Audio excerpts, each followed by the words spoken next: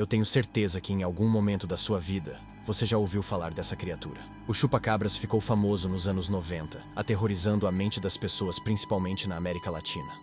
No vídeo de hoje, relembre e veja a verdadeira origem desse caso. Mas antes de começar, seja bem-vindo. Se você é um amante de mistérios assim como eu, te convido a deixar o like no vídeo e se inscrever no canal para vir conosco em busca de enigmas e mistérios. O assustador chupa-cabras começou a ficar conhecido em março de 1995, quando um fazendeiro relatou que 8 de suas ovelhas foram mortas sob circunstâncias muito bizarras. Todas as ovelhas estavam com 3 furos no peito, e aparentemente seu sangue e seus órgãos haviam sido drenados. Tudo aconteceu sem nenhuma sujeira e sem qualquer barulho suspeito durante a noite. Naquela época, as pessoas ainda não associaram o ocorrido ao chupa-cabras, pois era o primeiro caso. Então, mesmo sem explicação, as autoridades trataram como se o responsável tivesse sido um animal selvagem, como uma raposa, por exemplo. Já outros afirmavam que isso vinha ocorrendo há algum tempo, não só com ovelhas, mas com outros animais de fazenda também. Porém, os relatos só ficaram conhecidos mundialmente a partir daquele ano. Esses animais eram mutilados por algo, e ninguém conseguia nenhuma pista para explicar o que poderia ser. Até que 5 meses depois do primeiro ataque registrado, agora em agosto de 1995, na cidade porto-riquenha de Canóvanas, aproximadamente 150 animais de fazenda e de estimação foram mortos de maneira muito misteriosa.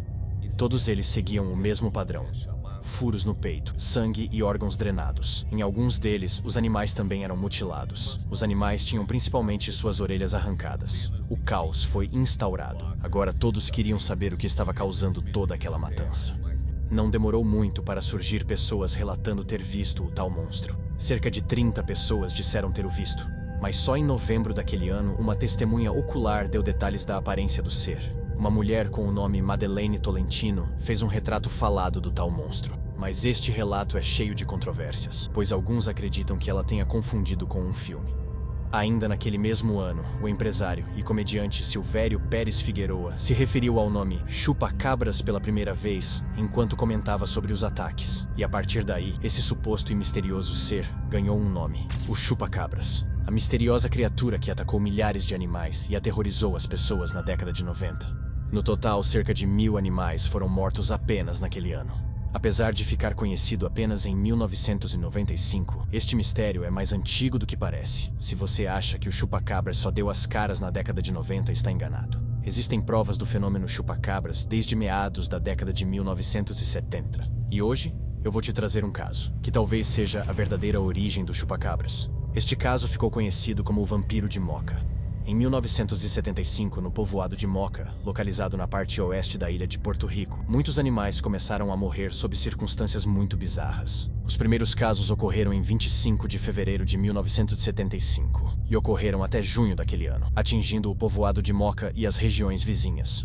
Você deve ter percebido que as imagens estão distorcidas. Eu coloquei assim para evitar problemas com o YouTube. Mas na descrição do vídeo estão todos os links com as fontes utilizadas. Lá estão as imagens originais se quiser ver.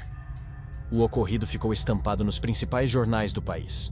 Inicialmente, as pessoas suspeitaram que cobras estavam picando os animais. Mas após um biólogo herpetologista da Universidade de Porto Rico estudar o caso, constatou-se que não tinha como cobras estarem causando aquilo. Com isso, as autoridades passaram a acreditar que um homem desequilibrado era o responsável. Só que não conseguiram encontrar ninguém que pudesse ser o culpado.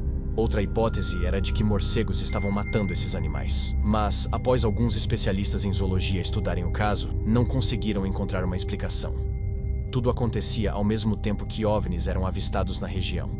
Os casos eram muitos, e todos eles apresentavam as mesmas características. Todos aconteciam nas primeiras horas da madrugada. Na maioria deles, os donos estavam dormindo perto e não conseguiam perceber nada suspeito. Em alguns desses casos, o dono ouvia um grito agudo como de um pássaro, ou viram uma criatura fugindo, só que não sabiam identificar o que era. Na maioria deles, os ferimentos eram fatais. Sempre tinham o mesmo padrão: furos nas regiões de peito e pescoço, além de serem proporcionais ao tamanho dos animais. Era como se as feridas tivessem sido feitas por um instrumento cirúrgico. Todo o tecido em volta era extraído, e não havia qualquer gota de sangue em volta, como se fosse cauterizado, além de que muitos deles eram mutilados. Um biofísico da Universidade de Porto Rico estudou o caso de um porco que teve suas orelhas arrancadas. Ele disse que os cortes eram parecidos aos feitos em uma cirurgia experimental para identificar problemas de surdez. Muitos casos foram ocorrendo ao longo dos meses daquele ano. Dentre os casos mais estranhos, estava o ocorrido na propriedade do Sr. Hector Vega. Na manhã de 18 de março, ele percebeu que 2 de suas cabras haviam sido atacadas, ambas com os mesmos ferimentos. Inicialmente, ele não levou muito a sério, pois ele não fazia ideia de que o monstro planejava atacar o mesmo local de novo. Só que no dia seguinte, ele teve outra surpresa. Desta vez, o ataque deixou 10 cabras mortas, 7 feridas e 10 simplesmente desapareceram. A propriedade do Sr. Vega era de difícil acesso, então seria complicado entrar lá sem que alguém percebesse. Os ferimentos pareciam ser produzidos por uma ferramenta que emitia calor, mas o fato mais surpreendente foi terem encontrado sinais de radioatividade no local. A polícia não conseguiu identificar o culpado e o caso ficou sem uma conclusão. Outro caso que chamou atenção pela forma que aconteceu foi um que ocorreu em um condomínio na periferia de Ilha Verde, ainda em Porto Rico.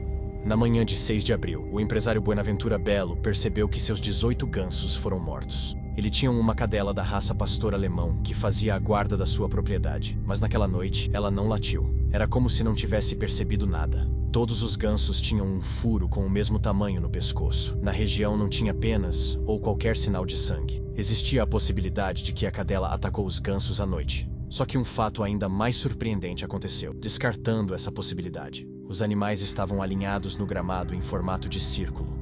O Sr. Belo imediatamente chamou a polícia, que chegou logo em seguida. Este primeiro grupo que chegou não se apresentou formalmente e veio usando trajes especiais para radiação. Eles alertaram os moradores a não se aproximar do local. O grupo examinou os animais e foi embora. Em seguida veio outro grupo para retirar os gansos. 2 dias depois, o Sr. Belo estava na sua cozinha, quando ouviu um barulho assustador vindo da sala. Sua cadela começou a latir desesperadamente como se estivesse assustada com algo, e de repente parou. O dono foi obrigado a colocar seguranças na sua casa, que o incentivaram a se mudar dali. Até que 1 mês depois, a cadela ficou doente. Quando foi ao veterinário, ele diagnosticou um câncer em estágio terminal, e a melhor solução seria sacrificá-la. Só assim o Sr. Belo resolveu se mudar dali. Estes foram alguns dos muitos casos que ocorreram em 1975 nos arredores do povoado de Moca, em Porto Rico. Então, em junho daquele ano, algumas pessoas descobriram o possível local onde se escondia a criatura, ou seja lá o que fosse responsável pelos ataques. Elas diziam que o monstro se escondia em uma gruta daquela região. As autoridades locais, para dar uma resposta convincente à população, decidiram explodir a tal gruta com dinamites. E, curiosamente, os ataques cessaram. Tudo isso aconteceu 20 anos antes do chupacabras aterrorizar Porto Rico. Na época, ficou conhecido como o Vampiro de Moca, mas foi exatamente o mesmo fenômeno ocorrido em 1995. Já na década de 90, os casos foram se espalhando para além da ilha de Porto Rico e foi atingindo vários países da América Central.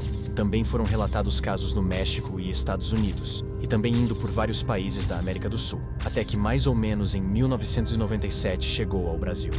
Aqui os casos aconteceram principalmente entre o estado de São Paulo e a região sul, se tornando uma febre e sendo destaque nos principais jornais e programas de TV. Até que no início dos anos 2000, os ataques foram parando e as pessoas esquecendo.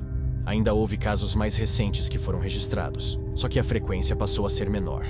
A suposta aparência da criatura também foi mudando de acordo com o tempo e o local. Inicialmente era mais comparado a um alienígena, com uma aparência mais humanoide, e depois foi ficando mais com uma aparência de um cão selvagem. Muitos especialistas da zoologia estudaram os casos e tentam explicar que os responsáveis sejam apenas animais selvagens. E realmente em alguns deles pode até ser. Talvez depois dos primeiros casos as pessoas passaram a associar tudo a esse ser misterioso. E talvez nem seja mais possível solucionar esse mistério pelo tempo que já passou. As pessoas mais céticas acreditam na hipótese que o chupacabras seja apenas um cão de rua que começou a ter hábitos selvagens. Só que pelo fato de nunca conseguirem flagrar os ataques, fica difícil dessa explicação convencer. Afinal, em algum momento alguém veria o cão atacando os animais. Só que os casos são muitos, e pela diversidade de ocorrências, era para alguém ter visto algum cachorro suspeito. Mas, aparentemente, isso não aconteceu. Assim, as teorias da conspiração ganham cada vez mais espaço. Já pelo lado do conspiracionismo, as pessoas acreditam que o chupacabras seja uma espécie de arma biológica criada pelo governo ou por alienígenas e foi solta em Porto Rico para um tipo de experimento secreto. Se é verdade ou não, ninguém sabe. Mas é inegável que existe muita coisa a ser esclarecida. Quem ou o que seria responsável por tudo isso? Por que aconteceu em tantos lugares do mundo? Existiria mais de um? Com tantos casos, por que ninguém conseguiu desvendar este mistério? Se gostou do vídeo, deixe o like, se inscreva no canal e venha com a gente em busca de enigmas e mistérios.